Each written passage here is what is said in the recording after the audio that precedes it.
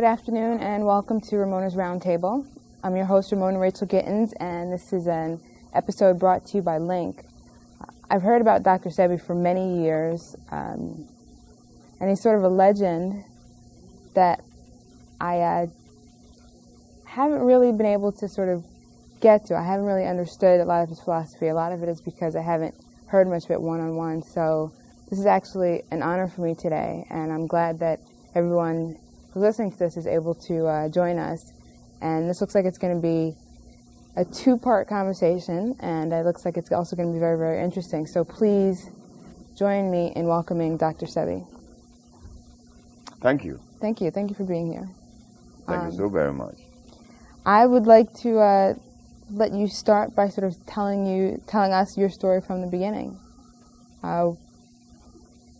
I'm interested sort of in where you are now because I've heard a lot about you over the years, but sort of starting from the beginning, and if you could just maybe before you do that, for people who don't know, you give an introduction and sort of an overview.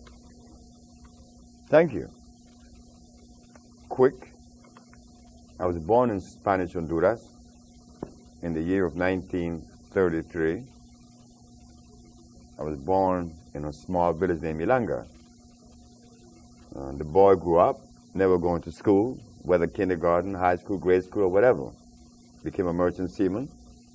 But by the time he became a merchant seaman, he was very deadly ill. He had diabetes. He had asthma from birth. He was impotent at 28. And at 30, he had diabetes, asthma, obesity, and insanity. And with the help of Mexican people, I was cured. I decided to enter the field of natural medicine. Can I interrupt you for a quick second? Of course. I'm sorry. When you started off, you were referring to yourself in the third person, and you switched to the first person. Do you see who you were earlier in your life as sort of a different person, as though you've sort of become yourself in the second half of your life? I was always a different person. I disagree with everything. I disagree with everything. Everything I heard, I disagreed with. Right. And I was 14 years of age when I said that I was going to work. I was working since I was 11 because my grandmother raised me. And she was my responsibility to take care of paying the rent, buying her clothes, buying the food. So, but I was tall and I was very, I suppose, sensible. So I just grew up, and at 14, I made a statement that I was going to do something to help humanity. But when I made that statement, I also knew that I was going to come up against the established or prevailing philosophy of life. That I knew at 14 years of age. But I didn't know that one day that I would become the person that I'm known for today as being the healer. I didn't know that. But even before I became the healer, I didn't have a girlfriend until I was 21 because I disagreed with what I saw. And even now, my interrelationship with women, I don't believe that there is a woman that could rightfully say that they love me because of the way that I live and the way that I see things.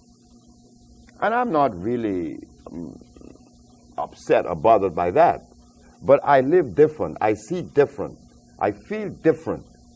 And I don't like to share that with most people because it is so far away. You don't want to disturb anyone. But even the healing that I bring to the world, look at that. My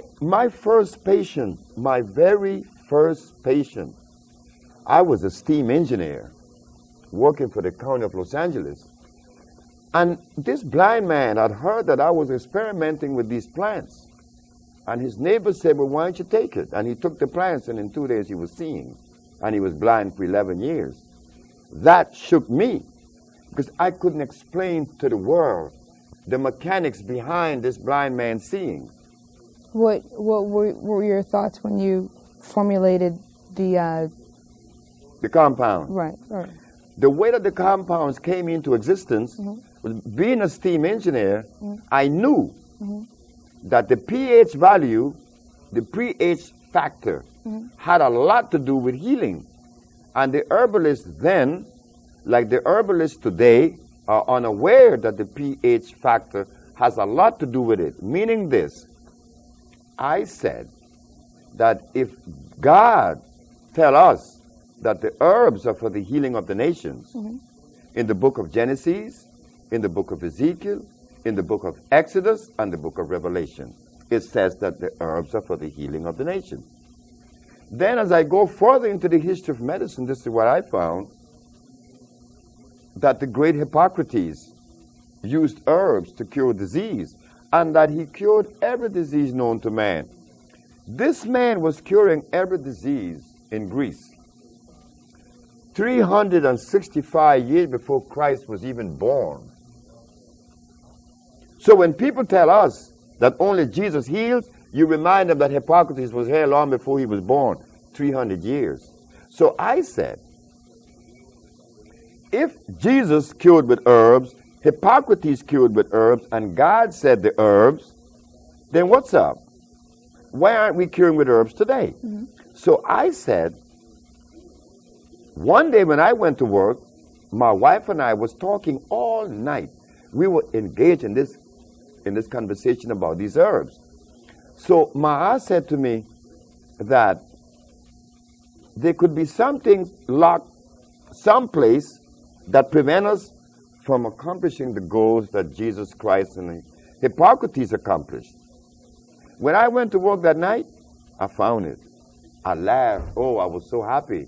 I was extremely happy because I said, it is required of us to maintain the pH at 6.9.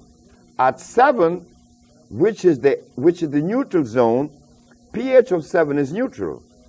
And if it is slightly on the acid side, it's 6.9. And the reason why we maintain the pH at 6.9 is to keep the tubes of the boiler clean, that there would be no life form in there. But if the pH is 7.1, oh, now you're going to experience life. Life form will begin to accumulate in the tubes of the boiler, preventing the radiant heat or the convection heat from reaching the tubes. I said that if life was so powerful that it could exist in a temperature of 450 degrees, then the herbs that heal would have to be alkali on 7 plus instead of acid 6.9. Then I begin to check the pH of all the herbs. I begin to test it. I test comfrey, acid. I test garlic, acid. I also tested aloe vera, St. John wort, rose hips, comfrey. All of these things are very acid.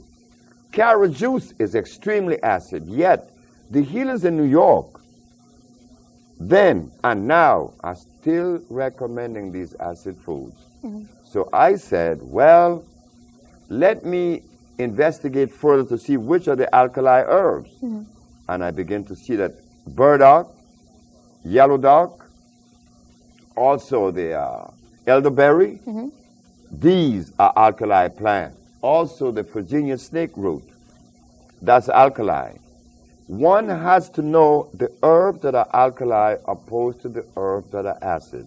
This today is not really considered, nor do they follow that particular,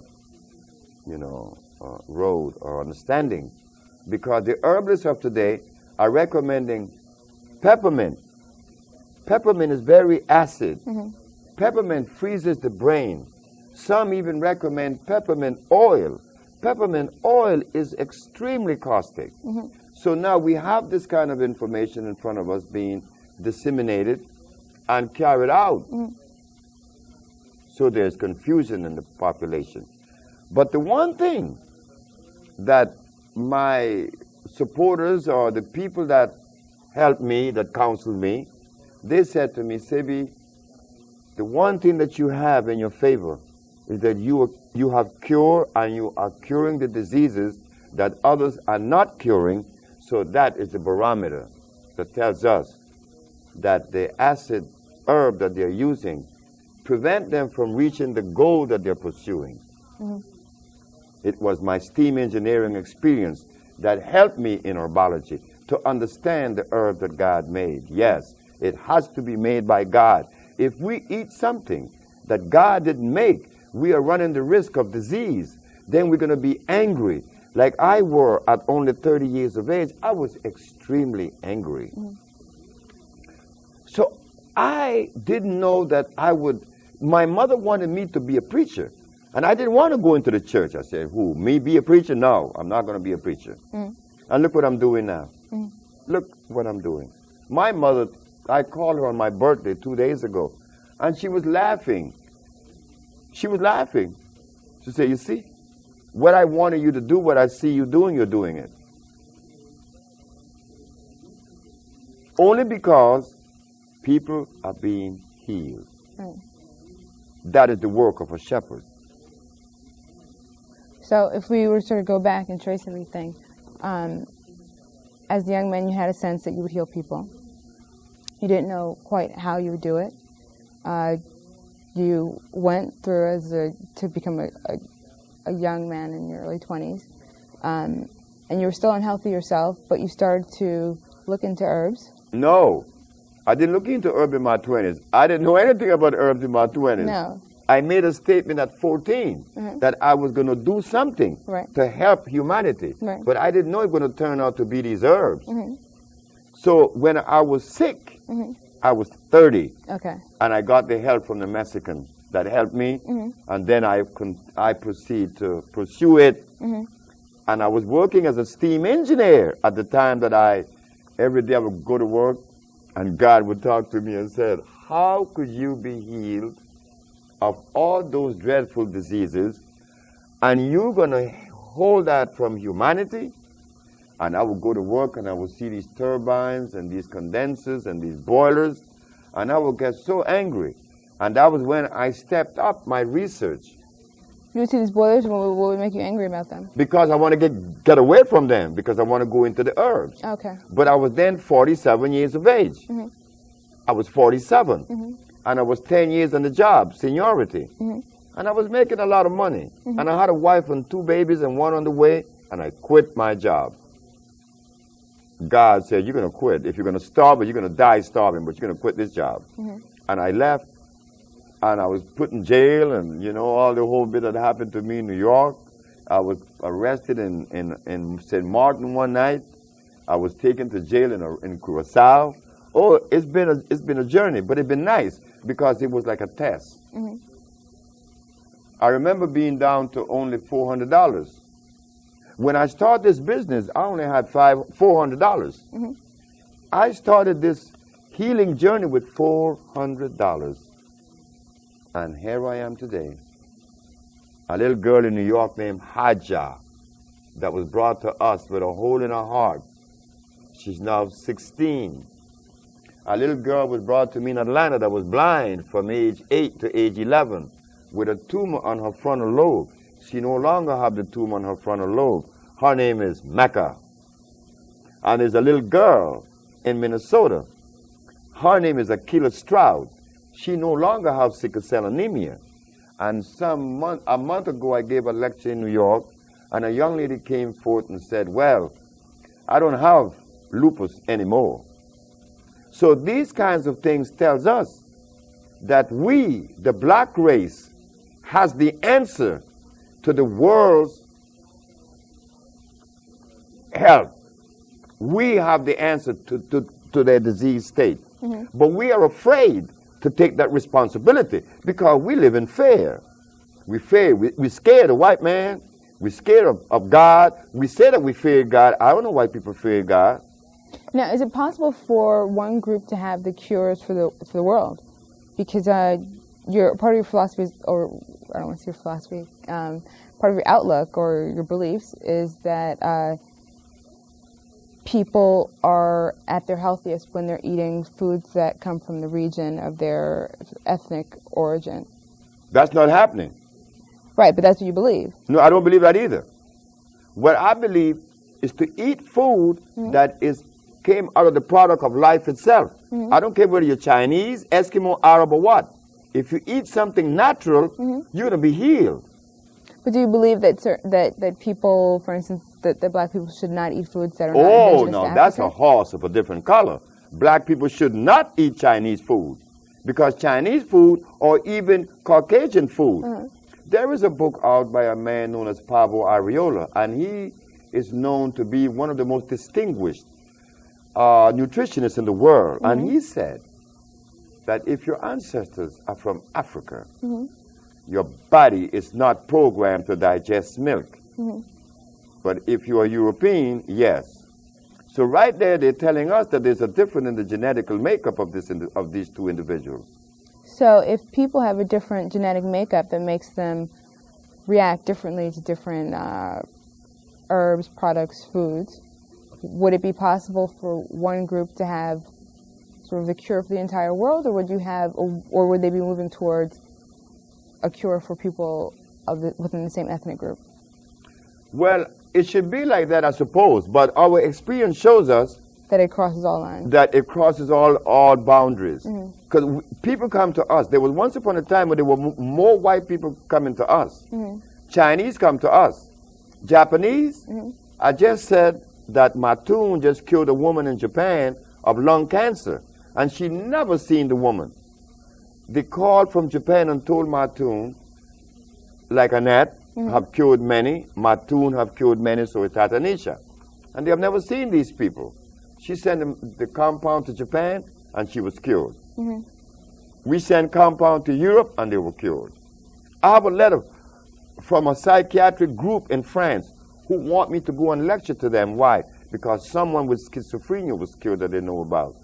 So these compounds cured everyone, whether you're black, white, Chinese, or Eskimo, providing they are natural. But the substance that you're going to eat as a staple, yes, I agree with you. You are 100% right. It has to be something that is genetically consistent with you. Okay. No, I wasn't saying that, and I'm not saying that either, because I don't know it. It's something I'm asking you about. But you did.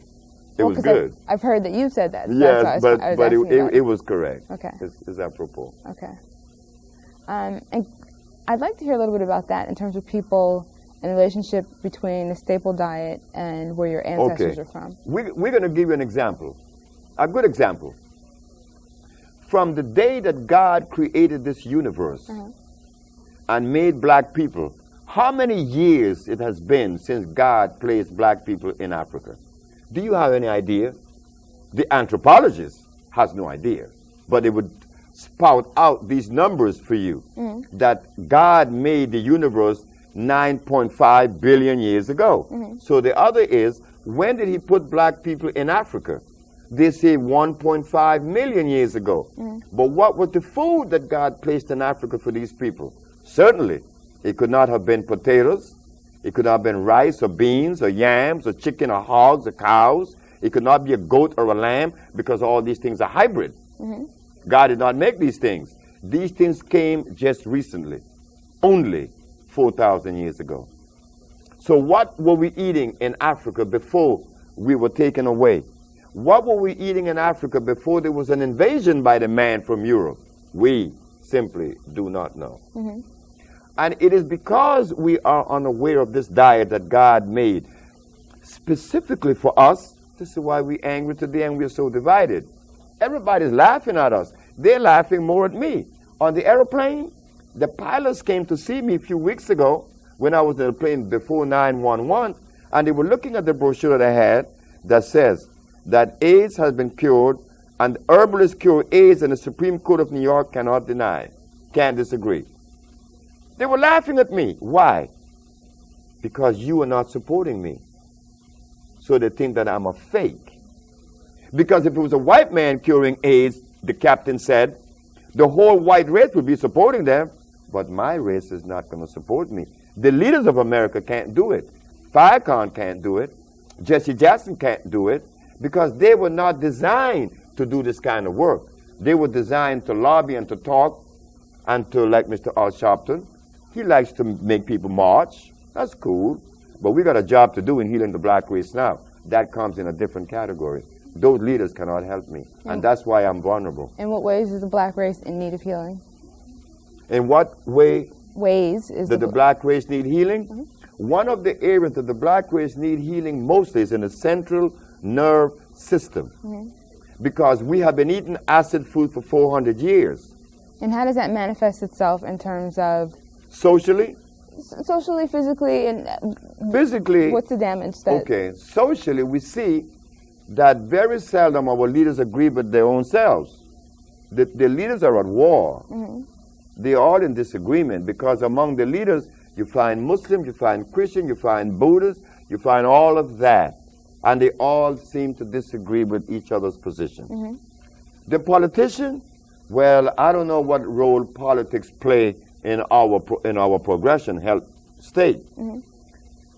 How we see it, again, is that we are not together on any issue that is pragmatic, that's going to elevate us in producing something for our own existence. Self-preservation is the first law of nature. And we are the only people on the planet that denies that. Okay, so I guess there are a few things I want to pull out of what you just said. The first one is a relationship between diet and behavior. Diet and behavior has a direct their relationship. Okay, and then that this is affecting Black Americans in a particular way, so that it's something you can see throughout sort of our community. And would the difference be that Black Americans are not in their sort of original like homeland, and so that would be why there'd be a greater problem for Black Americans? Temperature and food. Temperature and but not so much as the African. Do you know that Black America, on the scale from 1 to 10, if we are to be perfect at 10, Black America is about 5. Africa is about 2. Black America is closer to the goal than Africa. You're talking about food or diet? I mean diet or behavior? Diet and behavior. Okay. Because if a young man in California is in love with you, that you met, he's not going to ask you what tribe are you a member of, right? No, you're not. Right. But in Africa, if you are Susu and I'm a Malenke, I'm not going to marry you because I'm supposed to be your enemy. But they're both black. You see? In America, the brother not going to ask you what tribe you're a member of. He's going to marry you because he like you. Right? And you with him. That's only one. But do you think that being concerned about the tribe a person is from means that you, them, and any of your offspring will always be linked, at least in traditional society, will be linked to a certain geographic region, and you won't have the problem that you described of being sort of removed from the area where vegetation is that would be good. Adapted for? That would be good, and I agree with you. But there's one other part of it, is that the African people are eating a food that is so detrimental that you didn't have. And see, the African people is eating cassava. Cassava is cyanide, pure cyanide, unadulterated. You didn't have that. And because you didn't have the cyanide, you were able to produce plastics, you were able to produce rubber, you were able to build the White House, you were able to produce electricity, you were able to produce agriculture, the African men. And no other black man in the world has ever done that. That shows that Black America, even though taken away from motherland and given meat, which is responsible for our anger, we are still able to do things that is over and above any other race in the world. The black race has proven that. And now that another one comes, your brother and servant, Dr.Sebi, it is not so surprising that he's curing AIDS and sickle cell. You know something? Curing AIDS is easy. Curing sickle cell is like play for me. Diabetes, we cure 10 a month. Yet, there aren't any centers in Germany that is beset with diabetes. There aren't centers in the United States that cure diabetes. We cure diabetes. Now, what are we going to do now? I would like to hear the excuse. I would like for someone to take this particular entity to the leaders of America, and I would like to hear the excuse that they're going to give us for not supporting it. Okay. Well, I think what you just said will actually bring us to our next discussion, we're going to need to close this up. But I think what we'll be talking about next is your struggles here in New York in terms of being recognized for your work and having some acknowledgement for your healing. So thank you for this. Went by so quickly, it felt like it's just been a minute, but that's okay because we'll be talking again. So thank you for joining us, and this has been another episode of Ramona's Roundtable. Thank you. Thank you. Thank you.